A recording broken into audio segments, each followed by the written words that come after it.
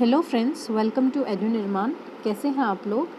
तो चलिए हम स्टार्ट करते हैं 4 सितंबर के इनसाइट्स के करंट अफेयर्स की एक्सप्लेनेशन। मुझे हिंदू के जो आज के एमसीक्यूज़ हैं उन पे कुछ ज़्यादा अच्छा रिस्पांस आया नहीं है, तो आप ज़रूर देखिए उनको। एंड बहुत सारे रिवर्स के बारे में पूछा है, अगर आपको रिवर्स करने में प्रॉब्लम आ रही है तो मुझे ज़रूर बताना, ताकि मैं टैबुलर फॉर्म में उनको आपको समझा सकूँ। देन चलो हम स्टार्ट करते हैं। सबसे पहले है GS1 का topic, Asiatic society of Mumbai. ठीक है, अभी ये क्यों न्यूज़ में है? क्योंकि इसने अपना पहली विमेन प्रेसिडेंट इलेक्ट की है 215 साल में। तो आप ये देख लें कितनी मेन डोमिनेंट सोसाइटी थी ये। तो पहली विमेन प्रेसिडेंट अब सिलेक्ट हुई है। एंड इसकी जर्नी कब शुरू हुई थी? 1804 में as a literary society of Bombay, literary society of Bombay के रूप में इसने स्टार्ट किया था। किसने फाउंड किया था? Sir James Mackintosh. वो कौन थे? A Scottish colonial administrator. ठीक है, स्कॉटलैंड के थे, एडमिनिस्ट्रेटर थे। एंड जो 1826 में इसको क्या नाम दिया गया? Bombay branch of royal Asiatic society. तो बॉम्बे ब्रांच दिया गया, रॉयल एशियाटिक सोसाइटी इसका नाम। ठीक है। एंड जो 1954 में था, इंस्टीट्यूशन वो सीवियर फ्रॉम लंदन पेरेंट, मतलब लंदन पेरेंट से इसका टोटली कट ऑफ हो गया था। एंड फाइनली ये एशियाटिक सोसाइटी ऑफ बॉम्बे बन गई। तो ये इसकी थोड़ी छोटी सी हिस्ट्री है, इसकी इन्फॉर्मेशन है। इसमें है होते क्या क्या है, ये एक लर्नड सोसाइटी है, मतलब पढ़े लिखे लोग हैं इसमें अच्छे खासे, जिसकी activities include conducting historical research. ठीक है, इतिहास की रिसर्च करवाते हैं। अवार्डिंग हिस्टोरियंस, जो इतिहास की रिसर्च करते हैं उन्हें अवार्ड करते हैं। And running an institute of post graduate studies, post graduate courses के लिए इंस्टीट्यूशन है। देन इसमें क्या होता है? Consist of rare manuscripts contributed by the East India society. तो जो भी ईस्ट इंडिया सोसाइटी के मैन्यूस्क्रिप्ट थे, डॉक्यूमेंट्स थे, वो इसके पास पड़े हैं। ठीक है, तो वो रेयर हो जाते हैं क्योंकि वो बहुत पुराने हैं, तो इसीलिए वो भी इसके पास पड़े, इसलिए भी ये इंपॉर्टेंट हो जाती है, ताकि वहाँ से हम हिस्ट्री डिराइव कर सकते हैं। Then the society offers junior fellowship for research and recommend scholars for Tagore national fellowship. जो टैगोर नेशनल फेलोशिप होती है उसके लिए ये स्कॉलर्स रिकमेंड करती है, क्योंकि यहाँ पे जूनियर फेलोशिप भी होता है। ठीक है, जिससे हम रिसर्च में जा सकते हैं। एक जूनियर फेलोशिप होता है, एक सीनियर फेलोशिप होता है। एंड किसके कोऑर्डिनेशन में है? Ministry of culture. एंड जो गवर्नर ऑफ महाराष्ट्र हैं वो चीफ पेट्रन ऑफ सोसाइटी हैं इस सोसाइटी के। तो आप मुझे कमेंट सेक्शन में बताना गवर्नर ऑफ महाराष्ट्र कौन है फिलहाल। ठीक है, CM तो हमें पता है, देवेंद्र फडणवीस है। गवर्नर बताना। और चीफ पेट्रन ऑफ सोसाइटी कौन है इसका? Governor of Maharashtra. Then let's go to Swachh iconic places. ये न्यूज़ में क्यों है? क्योंकि वैष्णो देवी है जो त्रिकुटा हिल्स इन जम्मू कश्मीर, जो वैष्णो देवी श्राइन है वो इसमें ऐड किया गया स्वच्छ आइकॉनिक प्लेस में। ये आप एक बार पढ़ लें, आपके घर के आसपास कौन सी है, ताकि आपको अच्छे से याद हो जाए। Phase 1, phase 2 and phase 3 iconic places एक साथ तो मैं कवर नहीं कर सकती, तो धीरे धीरे याद कर लेना इनको। देन ये है क्या स्वच्छ आइकॉनिक प्लेसेस?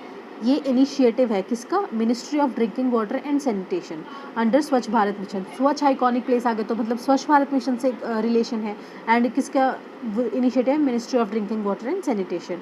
एम क्या है इसका? To take iconic places and surroundings to higher standard of swachhata so that visitor benefit and also take away home message of cleanliness. कि मतलब जो भी टूरिस्ट आएंगे वहाँ पे, ठीक है, वो इतनी अच्छी अच्छी स्वच्छता देख के ना उस तरह के उनके मन में बैठ जाए, वो अपने घर जाके भी उसी तरह की स्वच्छ साफ़ सफाई अपने अराउंड, क्लीनलीनेस अपने अराउंड अपने आसपास फैलाएं, ताकि उससे हमारा देश साफ सुथरा हो जाए। इम्प्लीमेंटेशन ऑफ प्रोजेक्ट, ये कौन कौन सी मिनिस्ट्रीज इंप्लीमेंट करती है? मिनिस्ट्री ऑफ अर्बन डेवलपमेंट, ठीक है, and ministry of culture and ministry of tourism. जो ये वाला प्रोजेक्ट है स्वच्छ आइकॉनिक मिशन। ठीक है, तो ये टूरिज़्म और कल्चर तो करेंगे ही, क्योंकि इसमें 2 मिनिस्ट्रीज़ हैं। टूरिज़्म क्योंकि इसमें ये बाकी चीज़ों को देखते हैं ना, श्राइन्स को देखेगा या फिर कोई भी ऐसे मॉन्यूमेंट ऑफ हिस्टोरिकल इंपॉर्टेंस को। तो टूरिज़्म आ गया, कल्चर आ गया and urban development and PPP मतलब पब्लिक प्राइवेट पार्टनरशिप। देन इसके 3 फेजेज़ हैं आइकॉनिक प्लेसेस के, जो आप पढ़ लेना, ऊपर मैंने मेंशन कर रखे हैं ये 3 फेजेज़। देन GS2 का टॉपिक है north eastern regional agriculture marketing corporation limited. ठीक है, इसका क्या है? इसका फाउंडेशन स्टोन लेड किया गया है असम में। ठीक है, ये incorporated in the year 1982। As an government of India enterprise, ठीक है, गवर्नमेंट ऑफ इंडिया के एंटरप्राइज के तौर पे इसको 1982 में बनाया गया था। हैविंग इट्स एंड इसका रजिस्टर्ड ऑफिस कहाँ था, गुवाहाटी में, and operating under administrative control. इसकी मिनिस्ट्री कौन सी है, मिनिस्ट्री ऑफ डोनर। मैंने आपको पहले ही बोला था अगर नॉर्थ ईस्ट का कोई भी आ जाए तो मोस्टली उसका या तो मिनिस्ट्री ऑफ कल्चर होगा, ठीक है, या ministry of development of north east region, जिसे हम डोनर बोलते हैं। तो ये आप एक इंटेलिजेंट गेस लगा सकते हैं इसमें। देन इसका काम क्या होता है, involve in supporting farmers right from fields and up to market to the end of consumers through registers FPOs, ठीक है। तो इससे क्या होएगा कि जो फार्मर्स हैं, फार्मर्स को सपोर्ट करेंगे जब तक कि वो फील्ड में जो भी उगा रहे हैं उनका जो प्रोड्यूस है वो एक मार्केट में अच्छे रेट से बिक पाए, ठीक है, उनको कोई करप्शन ना हो, ठीक है, करप्शन का सामना ना करना पड़े, एक्सप्लॉयटेशन ना हो एंड कम दाम पे ना बेचना पड़े।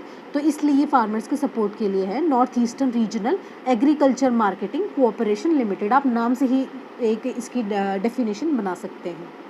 Then is global fund for AIDS, TB and malaria, GFATM, global fund और TB एड्स मलेरिया, GF टैम बोलते हैं इसे। इसका सेक्रेटरीट कहाँ है, जिनेवा एंड स्विट्ज़रलैंड। ये एक क्या है, बेसिकली फंड है, is an international financing organization. जो ये ग्लोबल फंड है ये एक इंटरनेशनल फाइनेंसिंग ऑर्गेनाइजेशन है, ठीक है, and attract investment to end epidemics of above disease and support. देखो इससे क्या होगा, ये पहली बात तो फंड है तो ये इन्वेस्टमेंट्स मांगेगा दूसरे देशों, भाई इन्वेस्टमेंट दो ताकि हम ये जो एपिडेमिक्स फैल रहे, एड्स हो गया, TB हो गया, मलेरिया होगा, इसे हम एंड कर सकें। एंड अगर ये अच्छे से एंड हो जाएंगे तो हमारे सस्टेनेबल डेवलपमेंट गोल्स भी अचीव हो जाएंगे, ठीक है, जो UN ने बनाए हैं। Then it was founded in 2002, जो ग्लोबल फंड है, as an independent non profit organization under Swiss law क्योंकि स्विट्जरलैंड में इसका secretariat, and hosted by world health organization. Initially तो ये इंडिपेंडेंट था, non profit organization, and host कौन करता था इसको, WHO, ठीक है।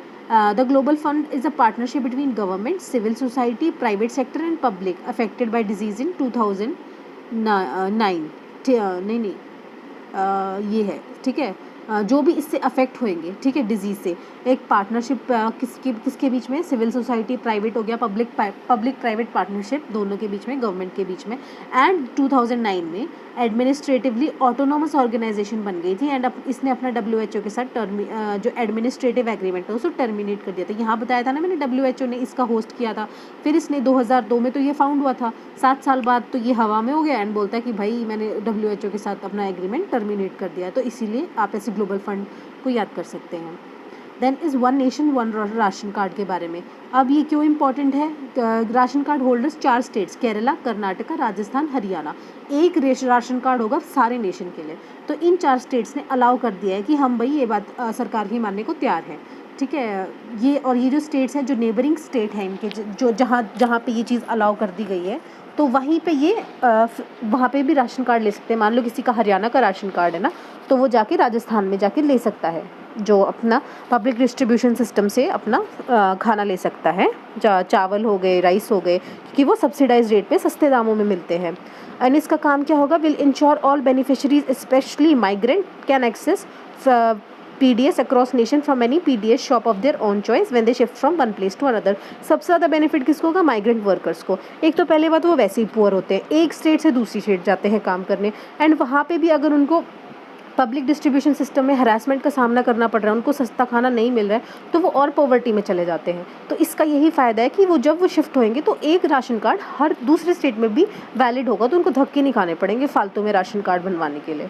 Then is reduce their dependence on shop owner and cartel instances of corruption. तो जो शॉप ओनर है उन पे डिपेंडेंस कम हो जाएगी कि उन पे दया पे लेना पड़ता था पहले, ठीक है, मान गए तो ठीक है, एंड करप्शन के इंस्टेंस भी कम हो जाएंगे।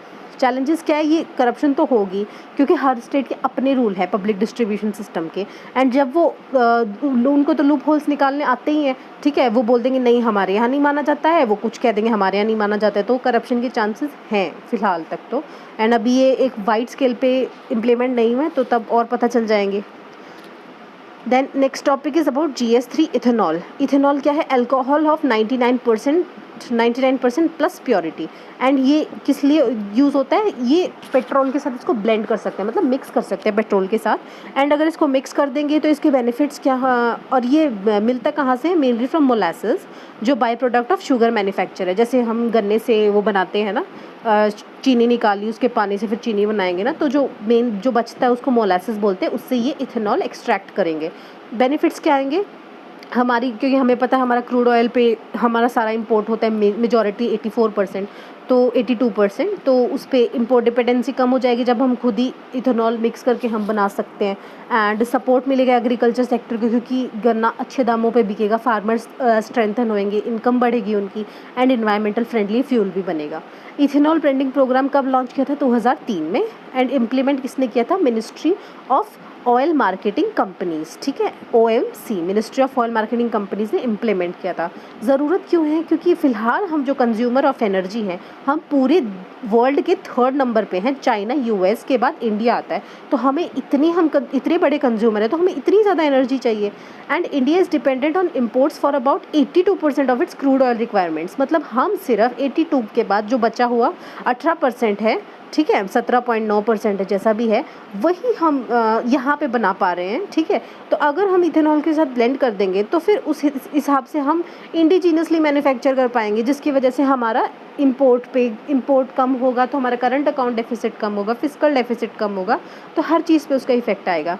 And to the extent of about 44% in case of natural gas. हम 44.4% तो नेचुरल गैस इंपोर्ट करते हैं, 82.1% क्रूड ऑयल करते हैं। तो ये स्टैटिस्टिक्स आप याद रखना, ताकि आप कहीं भी लिख सको, आप अपने नोट्स में ज़रूर इनकॉर्पोरेट करना इसे। देन चैलेंजेस क्या है इसके? भाई अब इथेनॉल इतना वाइडली यूज़ करोगे तो उसकी शॉर्टफॉल तो होगी, ठीक है। And mainly due to account of cyclic nature of sugar cane harvest. अब शुगर केन सारी साल का क्रॉप तो है ही नहीं ना, एक ही टाइम पे ग्रो कर सकते हैं, तो इथेनॉल की कमी भी आ सकती है, तब क्या करोगे आप लोग हैं। और फिर लैक ऑफ इंटीग्रेटेड अप्रोच है, क्योंकि इंटीग्रेटेड अप्रोच कम है। The national policy of biofuels ने क्या टारगेट सेट किया है? फिलहाल तो है 10% का टारगेट, हम 10% मिक्स कर सकते हैं पेट्रोल के साथ।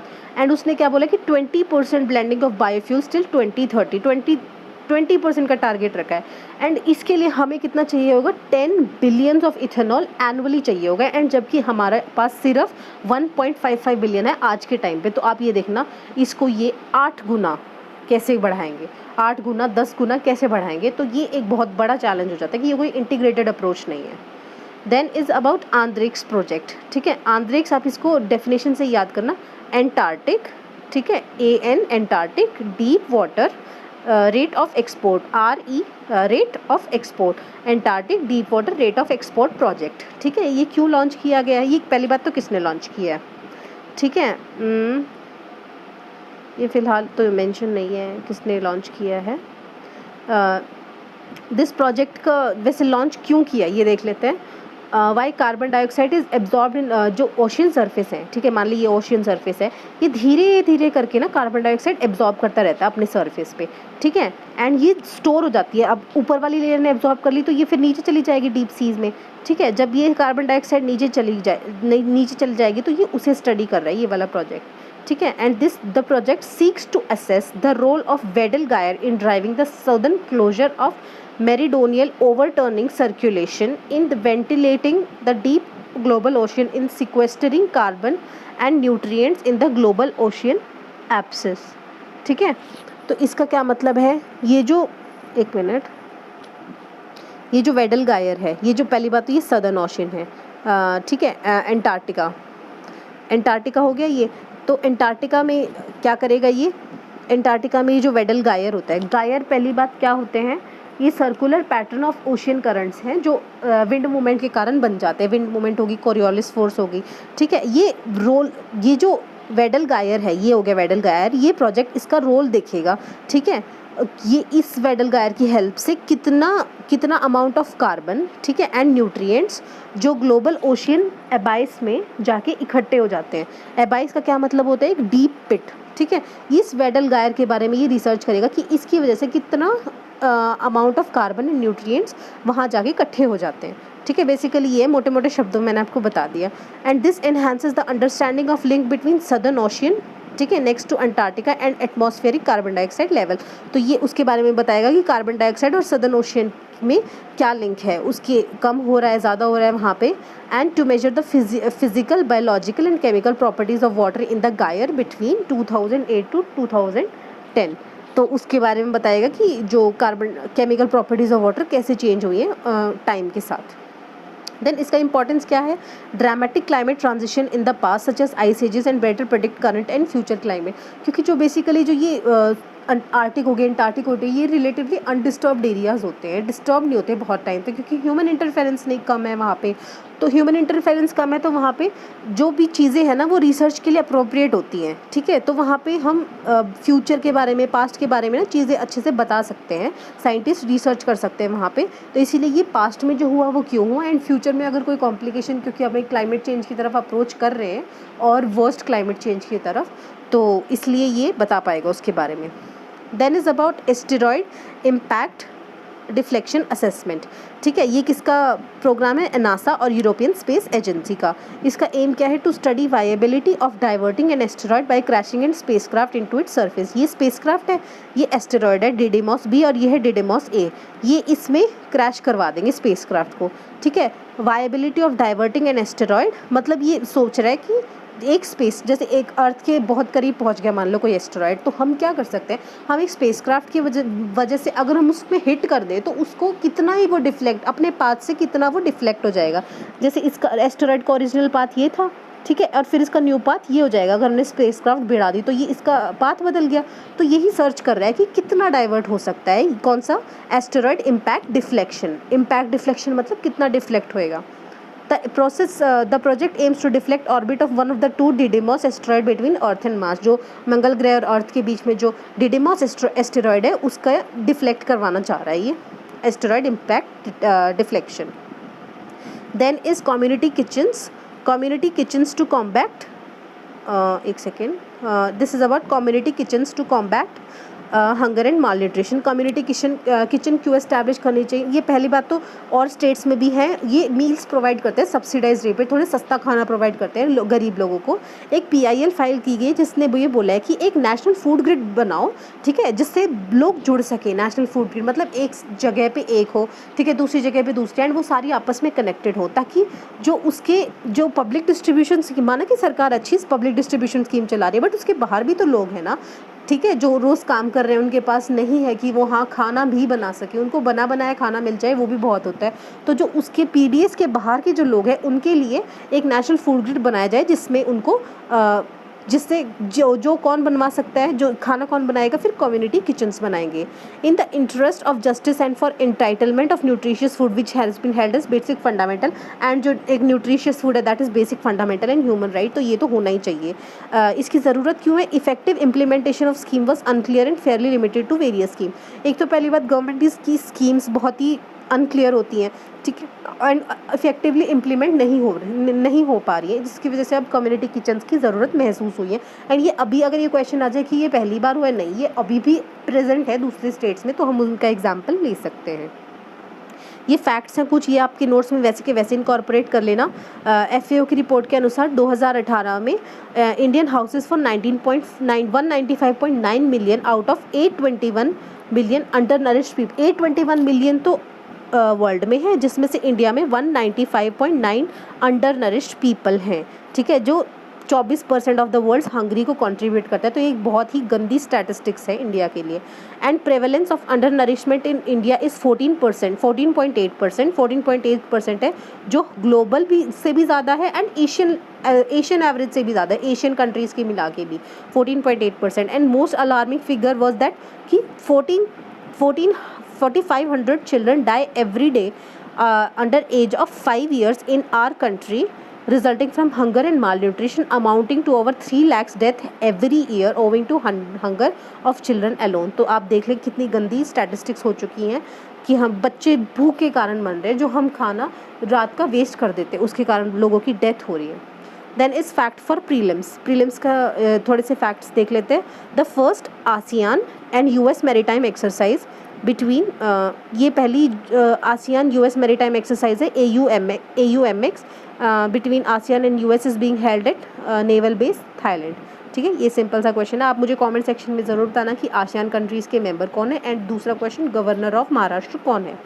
देन इस September 19 जो एस पोषण माह डिक्लेयर कर दिया है। पोषण माह मतलब महीना, पोषण महीना, and under national nutrition month under पोषण अभियान। पोषण अभियान किसका है? Initiative of women and child development ministry and NITI Aayog का ये पोषण अभियान है, ठीक है। एंड ये seek to synergize all effort by leveraging technology and intents to take nutrition awareness to level of Jan Andolan. ये क्या चाहता है कि सारी टेक्नोलॉजी मिल जाए, ठीक है, एंड एक न्यूट्रिशन अवेयरनेस इतनी हो कि लोग आपस में मतलब जन आंदोलन का रूप पीपल अवेयरनेस हो जाए इस करके। तो ये एक नेशनल अवेयरनेस फैलाना चाहता है related to nutrition of children हो गया, ठीक है, ऑफ वेमेन हो गया, हर किसी का न्यूट्रिशन ज़रूरी है।